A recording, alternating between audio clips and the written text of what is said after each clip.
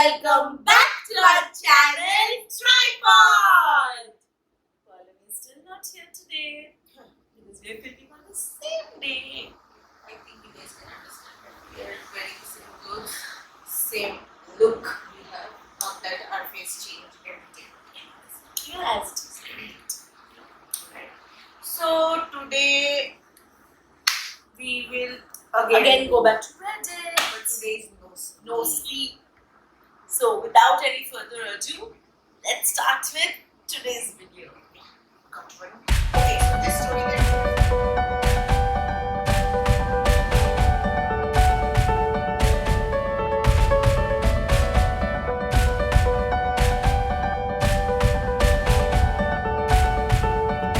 so this story that we have selected, it is the winner of No Sleep September 2023 contest. So, okay, let's start reading. It's white, guys. White. Okay. The name of this story is: This morning I found a note card taped to my steering wheel. I wish I had thrown it away. When I reached my car this morning in the apartment complex parking lot, I noticed a white... Oh, so who has written the story? There is no background, right? No. The name of the writer is the unnamed one. Okay, so we don't have any background. So, I noticed a white 3x5-inch note card taped to my steering wheel. I was confused how it got there since I was OCD about locking my car at all times. I unlocked the car and sat in the OCD, if you guys don't know, obsessive compulsive disorder. I unlocked the car and sat in the driver's seat to better read the note. In black cursive writing, the note read in quotes: "Take an alternative route to work this morning." I stared at the note card for a good minute, trying to process how in the hell it would have gotten there. After letting my thoughts run wild, I tossed the note card into the passenger seat. I started driving my usual route to work, thinking this was some kind of joke. As I waited at the red light to turn onto the highway, I picked back up the note card and stared at the message again. In a manner aimed more towards speaking to myself, I blurted the words out in quotes. Why the hell would I take a different route to work? That would make it almost a 45-minute drive. Realizing I was talking to a note card, I looked at myself in the rearview mirror and laughed. The note card slipped out of my hand and fell on its reverse side onto my lap. Another note was written on the back side that stated, quotes, so it was the same postcard. He or she did not turn and check the back. It fell and he or she could see what was written on the back side. In quotes, there will be a shooting at the red light after you get off the highway exit ramp. You will be shot if you take that road. I felt a sickening knot in my stomach after reading. I flinched once I heard the car honk behind me, irritated by my distraction from the light which turned green. I stepped on the gas and U-turned away from the highway exit, almost causing a wreck as I did so. I took the long way to work and arrived about 20 minutes Imagine this happening in one of our long drives. We would be paranoid, freaked out. Obviously.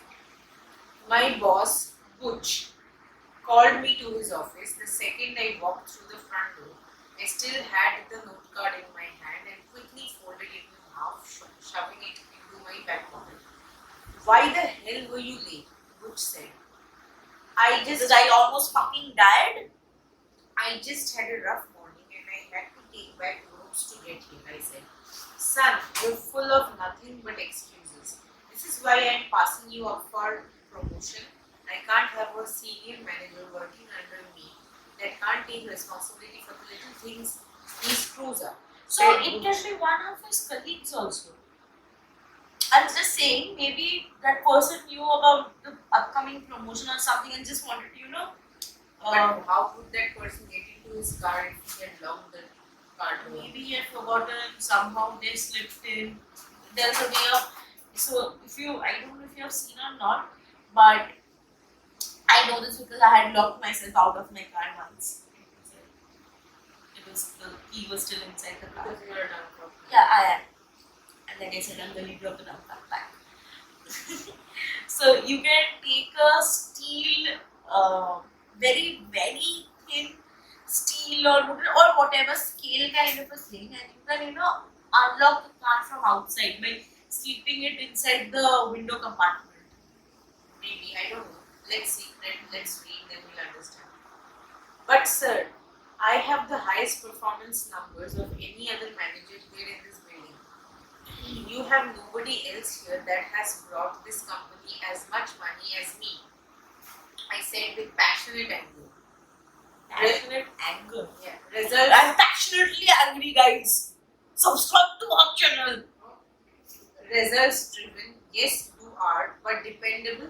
After this morning's late instance, I just don't see you as a fit for a senior manager. How come this One day of late. can determine this? I don't know. Butch, you are a butch. Yes, seriously. I need someone who is consistent. You can leave the office now. This conversation is You over. can leave the office. I stormed out of the office and walked back to my car so I could just be alone and cool myself down. Still pissed off, I grabbed the folded note card from my back pocket. I shouted out loud in my car at the note card. Stupid magic note card.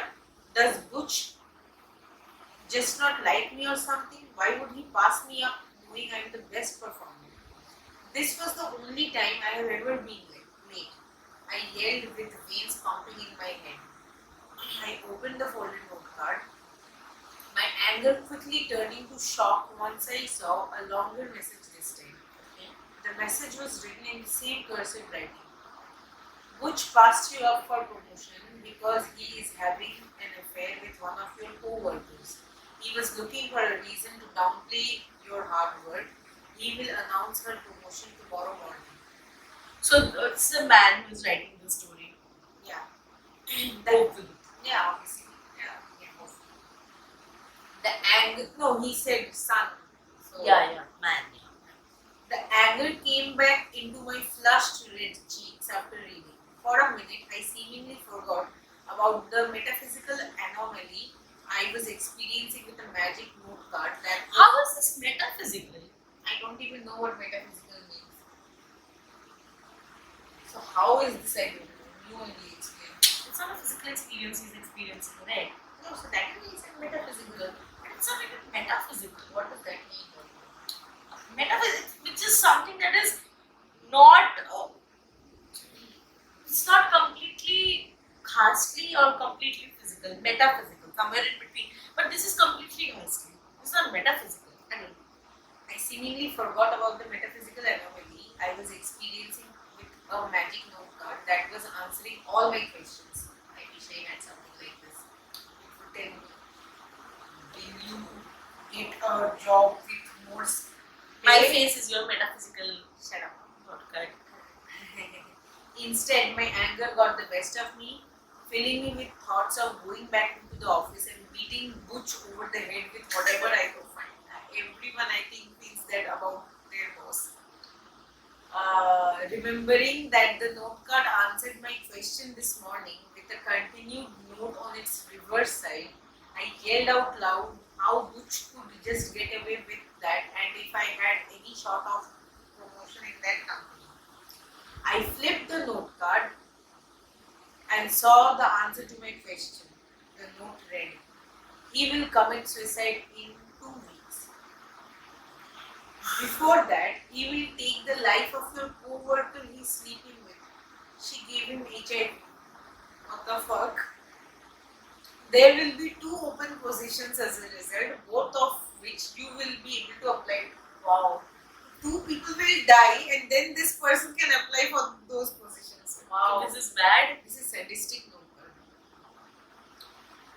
I sat in silence reading the note over and over, feeling disturbed and uneasy. Obviously, I wasn't supposed to know this.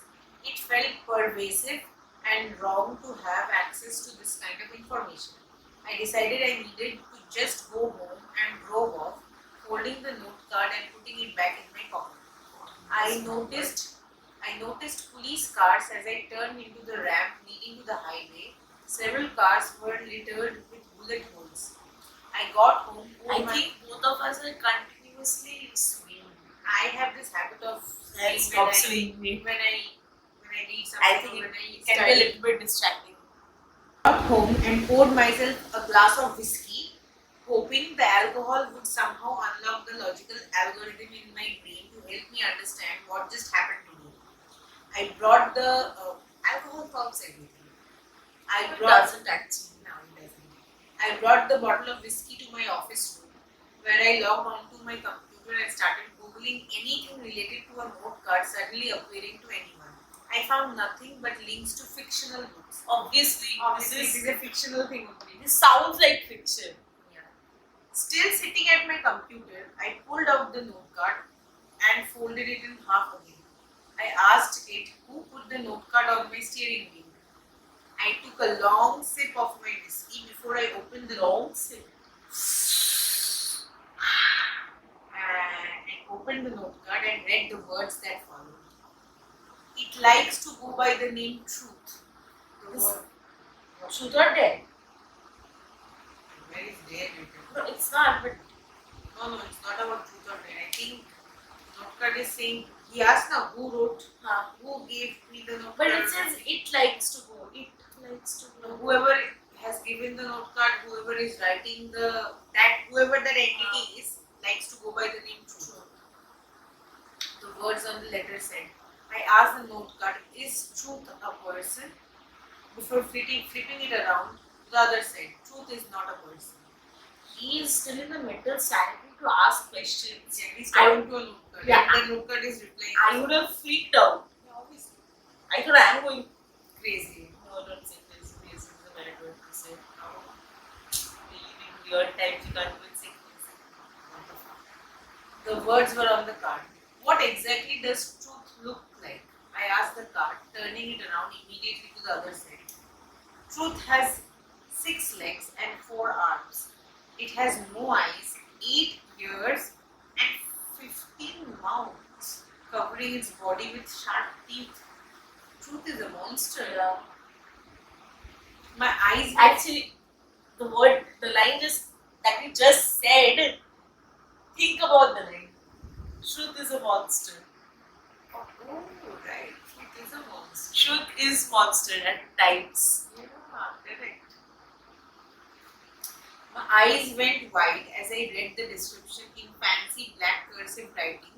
Fear tickled my senses, causing the hair on my neck to stand up.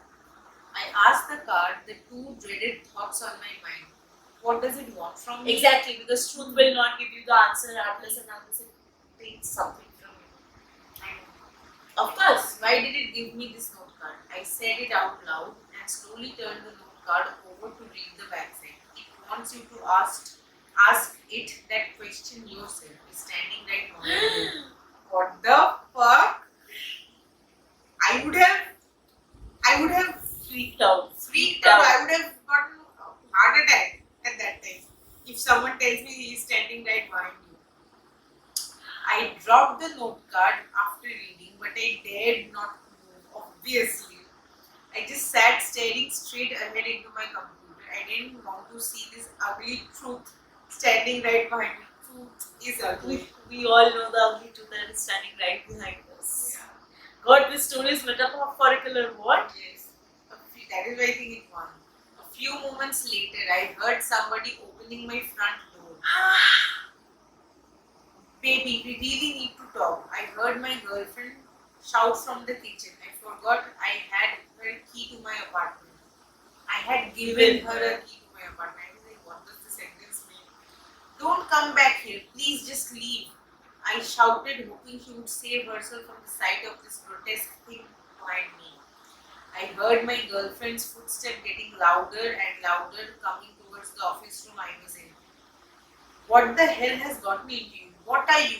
Her voice cut off suddenly as it reached the doorway. It's been 3 hours since I heard her voice. I am still sitting at my computer, not daring to look behind me.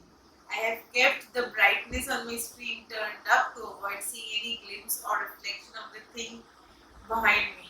I don't know if my girlfriend is still standing at the doorway or if that thing did something with her. I have about half a bottle of whiskey left. I'm posting this hoping anyone can give me an idea of what the hell will happen when I turn around. I decided as soon as the whiskey runs out, I will finally turn around.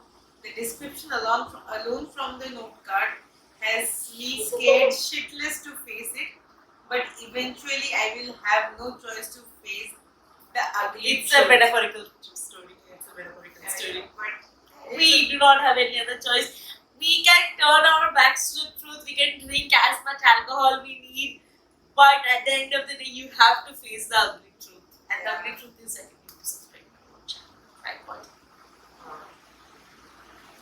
Imagine being truth. The guy you just helped out calling you ugly. My feelings would get hurt. Most people can't handle truth. No pun intended. good story. Nice metaphorical story. I like. I like this type of stories.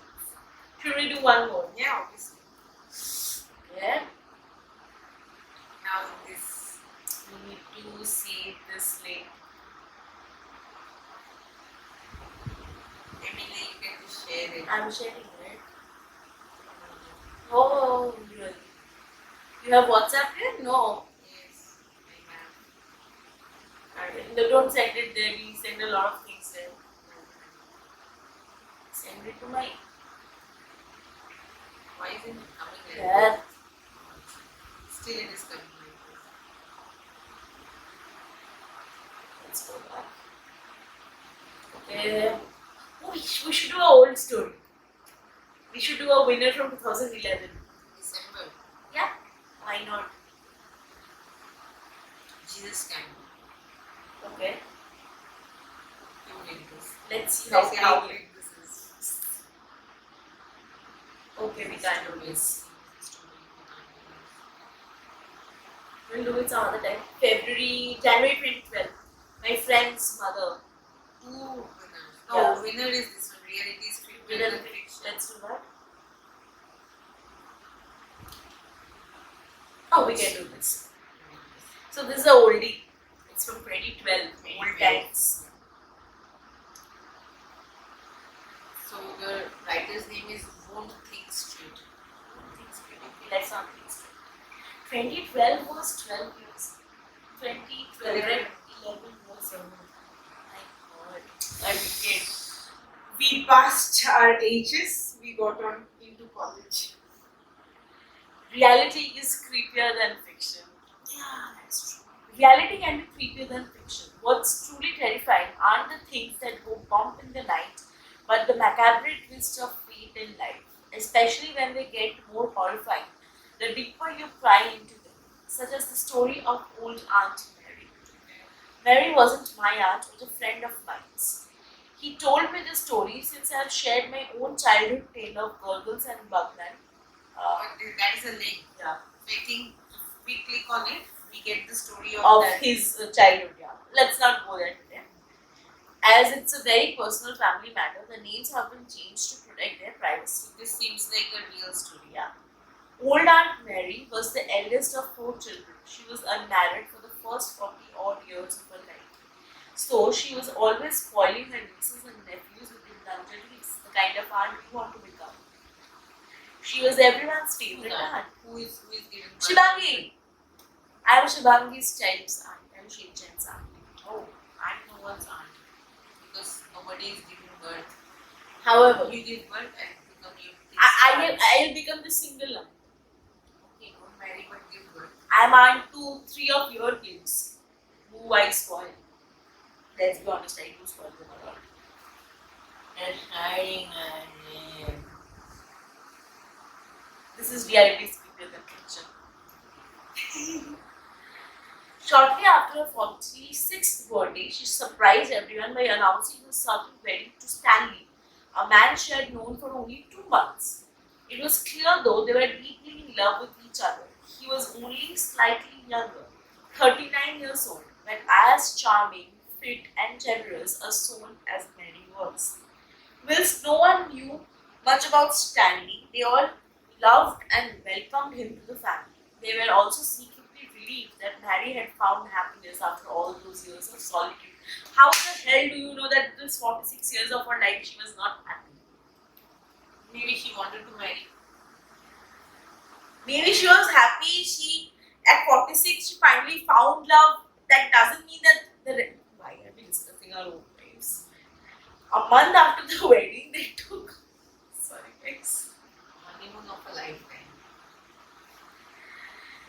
Uh, a month after the wedding, they took a honeymoon of a lifetime, spending a year to travel across the world.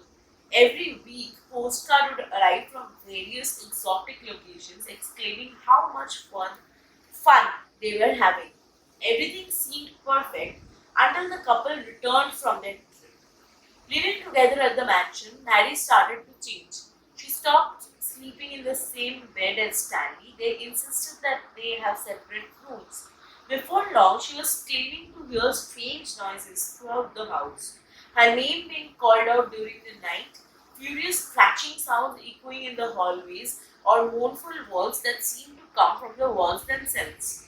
The more Stanley tried to comfort her, the more terrified she became. She would yell and scream at him to stay away and to not touch her. She would spend days barricading herself in a room, crying and babbling, slowly going insane from the filth that would accumulate and the mental isolation. Eventually, the family got her to a psychiatrist who diagnosed her with paranoid schizophrenia known as Capgras syndrome. It's a rare condition where the victim believes that someone close has been replaced with an identical imposter. Really? Identical imposter. That to you, schizophrenic mind will only tell. We should laugh about all those things. Yeah, We never know what our old age holds. Come on. Schizophrenia is not a matter of joke. It's very scary, my god. She claimed that Stanley was not her husband, but something that looked and pretended to be Stanley. Her family was faced with difficult choice of either committing Mary to a mental institution to get the care she needed, or have her sedated and looked after at home. They chose to keep her sedated. Wow.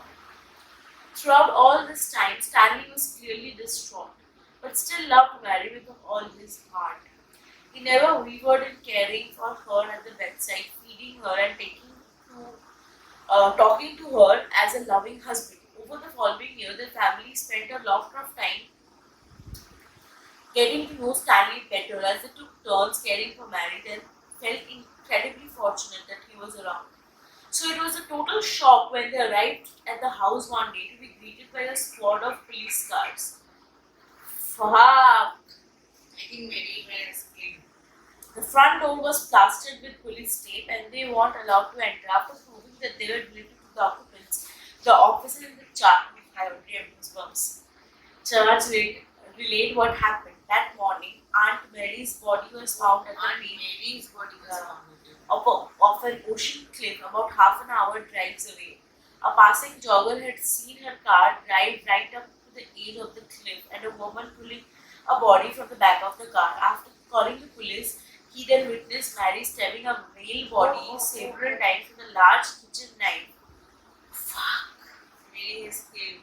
Stanley. She then rolled the body off the cliff into the waters below and started to laugh uncontrollably for minutes on end. When the police arrived, she had simply turned and smiled and then jumped. Fuck. She committed suicide after killing her husband. They managed to recover her body, but no trace of Stanley was found. In all likelihood, it was already washed out to the sea. The license plate of the car led them back to the house where the investigation was now focused. They found some spat out medication near Mary's bed and a broken lamp. Oh, she did not take her medication that day. Lamp on the floor with blood splattered on the walls. And Mary had pretended to take her pills, then knocked Stanley out with the bedside lamp while his head was turned. She had dragged the unconscious, bleeding body to the kitchen and she stabbed Stanley with a knife before dragging him to the car and driving to the cliff. However, it was what they found next. I already have chills. What So did they found? when someone is unconscious, if you kill that person, then does he feel the pain? The moment you get stabbed, I think your consciousness will come back home. But Stanley was not unconscious. Who was unconscious? Mary. Mary to hit Stanley. Oh, that I thought the pill kind of unconscious you're talking about. No. Unconscious totally. After hitting someone, the person is unconscious. It does not have any sense. So when leaf killing, if that person is hurt at that somehow, I don't know if person is in a comatose state. I don't think they'll feel the pain. You don't feel the pain? I don't think so. Maybe I don't know. I don't have any idea. I had this question. Like I've always had this question since a very long time. I thought maybe I don't know. Okay, let's find out what is the most chilling part, because this already has our goosebumps on. However, it was what they found next that puts a chill through my bones. In searching the house that day, police uncovered a secret cellar under a large rug. Upon opening it, they were greeted with anguished face of a desiccated corpse on the steps, clawing at the cellar doors. Fuck. Oh! The room was covered in a stretch of dried human waste. Deep gorges in the... Because someone was scratching to get out, so the wood had come off. Where someone had desperately tried to scratch their way out of this prison. When the DNA analysis and dental records came back, the corpse was a 99% match. So Aunt Mary was right. She was not going crazy. She always said that that is her husband is not Stanley, but someone who looks and is acting like Stanley. Do you see the goosebumps on my head? I don't see. But so she was right. She was not schizophrenic. The doctor misdiagnosed. He had been dead for months, most likely of starvation. His long fingernails were broken and scratched. This is what he was hearing also. She was hearing. Scratching noise Yes. and everything. This is good. His long fingernails were broken and scratched or clawing in his futile attempts to get out. Stanley was the thing that went bump in the night. It was his pleas and desperate attempts to escape that echoed through the halls of the mansion at night. But solving that mystery only created a deeper one. Who then was the person caring for Mary, spending time with her family, and whom ultimately was murdered and thrown off a cliff if Stanley was already dead? Was it a twin brother, a doppelganger? Whatever it was, Aunt Mary took the secret with her to the grave. What haunts me most through the thought that maybe she was perfectly sane throughout it all, and it was the world itself that was truly crazy. Reality is indeed creepier than fiction. I was from the beginning when I thought that it could not be a simple schizophrenic. She's just imagining, delusional, and something different was there.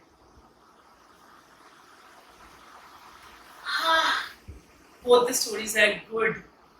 Good stories. Like this one. This oldie but a goodie. Yeah, I like this one. This was very good. Oh, I still have goosebumps, guys.